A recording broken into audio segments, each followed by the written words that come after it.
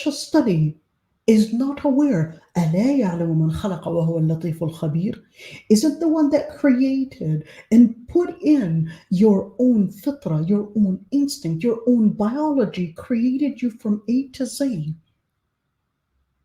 more aware, and has the deepest knowledge in what is best for you.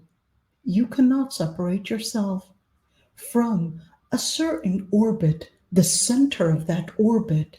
Think of it as exactly like the atom, in where you've got the center, you've got the nucleus on the inside. The Lord Almighty is your nucleus. That's the main gravity. In the first orbit, your mother and father. You cannot separate yourself away from them. Number 3, your family. You've got that orbit. That's the reality.